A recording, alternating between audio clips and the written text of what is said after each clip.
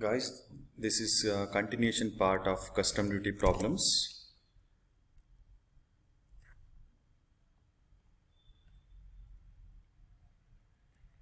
So we explained about step 1 and step 2. In step 2, I explained till social welfare surcharge. Wait a minute.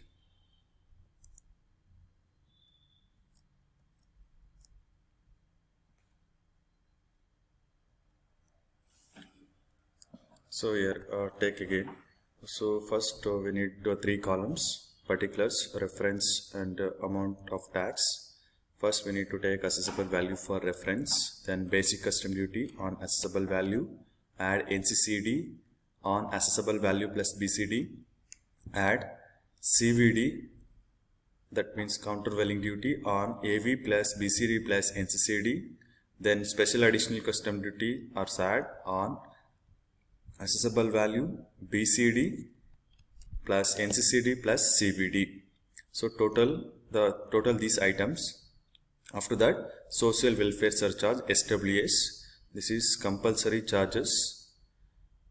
This is on BCD plus NCCD and plus CVD plus SAD. On this total, we need to calculate SWS at 10% as standard rate. Total these items. After that, next thing is very important: safeguard duty.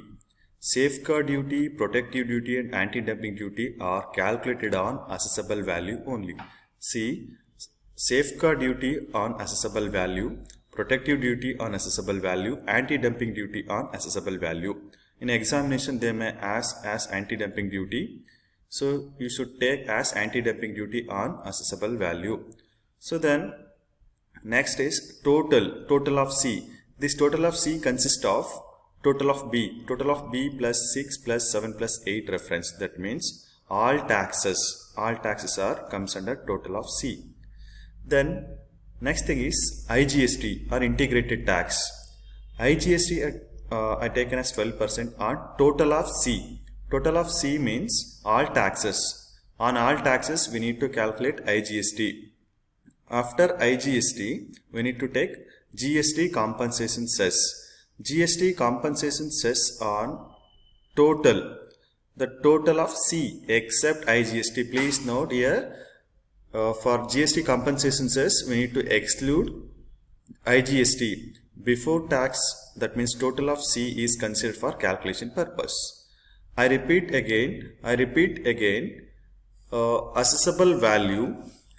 For that, after that, basic custom duty on assessable value, NCCD on assessable value plus BCD, CVD on AV plus BCD plus NCCD, special additional custom duty on AV plus BCD plus NCCD plus CVD. After that, total the items, all the items, then social welfare surcharge on all taxes except assessable value, then safeguard duty, protective duty and anti-dumping duty on assessable value only. After that, total of C, we call it as total of C. Then take IGST on total of C. Then take GST compensation cess, GST compensation on total of C. So after these items, we need to calculate total duty payable. Total duty payable equals all reference number 1 to 10. That means all taxes including IGST also. All taxes should be considered as total duty payable. This is your step 2 and final step of computation of custom duty payable. So let us take an example for this. I am taking an example. Problem number 1. XYZ Limited has imported a machine from London. It has given the following particulars. Number 1. Price of the machine 8,000 UK pounds. Freight paid within bracket air 2,500 UK pounds. That means air transportation. Design and development charges paid in UK, charges 500 UK pound.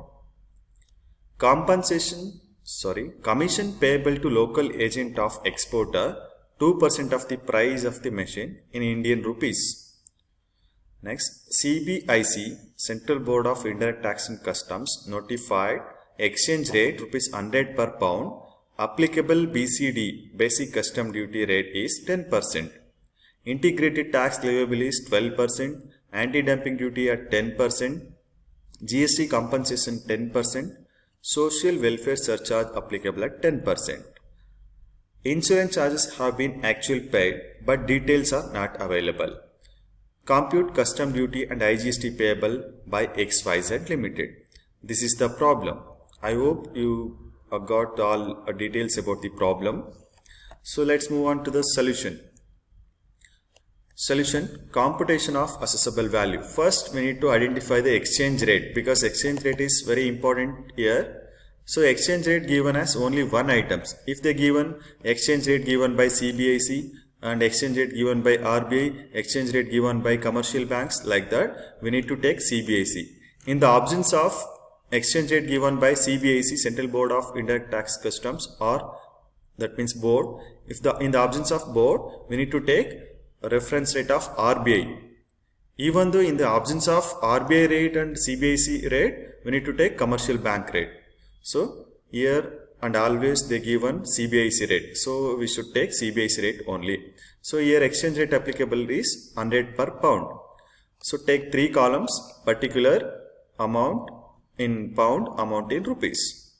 So always we should take, for calculation of FOB, first we should take price of the machine. Price of the machine 8000 UK pound they are given. So we need to convert for Indian rupee, so that 8000 into 100 per pound, 8 lakh rupees. Then design and development charges paid, that is 500 UK pound, converted to Indian rupee, 500 into 100 equals to 50,000 rupees. Then add local agency commission. So they are given commission paid to the local agent, that is 160 pound. So it is not buying commission, so that 160 into 100 per pound, 16,000. If they given as buying commission, we should not take into account for the calculation. They given 2% of the price, so that to 8,000 pounds into 2%, 160 pounds. So multiplied with 100 rupee, that is 16,000. So this is consist of FOB value, free on board value. Free on board value equals total of 8,000 plus 500 plus 160, 8,660, or total of 8,50,000 plus 16,000. So total will be 8,66,000. For this, add air freight. They given as air freight. Air freight, whatever it is, if they given or not, we should calculate air freight calculation 20% of FOB value or actual amount, whichever is less. So 20% of FOB means 1,732, that is 8,660 into 20%, 1,732, or actual amount 2,500 pound. So whichever is less is 1,732, that will be converted to Indian rupee as 1,73,200. Where in the case of the given sea freight, we should not take into calculation. If they given balance, cash balance or actual amount, we should take actual amount. In the absence of actual amount, only take 20% of FOB. But in the case of, please note, it is very important, where in the case they given air freight, we should take 20% of FOB and actual amount, whichever is less. The next step is insurance. Add insurance charges. In this problem, insurance charges details are unavailable, so that standard rate is 1.125% of FOB. So that is nothing but 97.42. That will convert to Indian rupee 9,742.50. So that total all the items, CIF value, cost, insurance and freight value, that will also consider as assessable value, that is 10,48,943. 10,48,943 is the assessable value. This is the first step. Next step is computation of custom duty payable. So this is very important, because all students are confusing in this area only, because step by step is very important. Computation of custom duty payable. Take three columns: particulars, reference and amount. Take accessible value for your reference if you want in the first column, in the first row. Then basic custom duty 10% on accessible value. So on accessible value you take 10%, that will comes to the 1,04,894. Then social welfare surcharge 10% on basic custom duty, 10% on 1,04,894, that is 10,489. Then after that take anti-dumping duty, because they in the absence of NCCD, CVD, SAD, additional custom duty, whatever it is, so they given only anti-dumping duty. So I directly taken anti-dumping duty 10% on accessible value, that is 1,04,894. So I total it all the items, total is 2,20,277. After that I take IGST 12% on accessible value plus total of A. Accessible value plus total of A, that is 10,48,943 plus 2,20,277 is the total of A. That result to 12,69,220. In that we should take 12%, that is 1,52,306. Then take GST compensation cess, that is 10% on AV plus total means total of A, or EV plus all taxes excluding IGST. Here we should not take an IGST for calculation. AV plus total of A equals 10,48,943 plus 2,20,277, that is 12,69,220. So that 10% on 12,69,220 will be 1,26,922. This is the calculation part. So total all the items, that is 4,99,595. Like this in the examination they will ask total duty payable is 4,99,595. This is the maximum for your examination purpose. In examination they will ask these items only. But as format purpose you need to learn everything. If you confuse about these items step by step, you can go through the format of computation of custom duty payable, write all the items in the custom duty calculation, and fill the items available, fill the items or details asked in the problem, so that the result will become as total duty payable. So I hope all of you understood. If you have any doubts, please comment on this. I will explain you again later. Any doubts? No. Students, don't study to earn, study to learn. What you learn today is what you will become tomorrow. So that please don't study to earn, study to learn. So please learn this video, and if you have any doubts, please ask me again. I will make another video for your reference. Okay. Time can be your best friend or your worst enemy, depending on whether you use it or waste it. So please make use of the time available to you. Okay, thank you.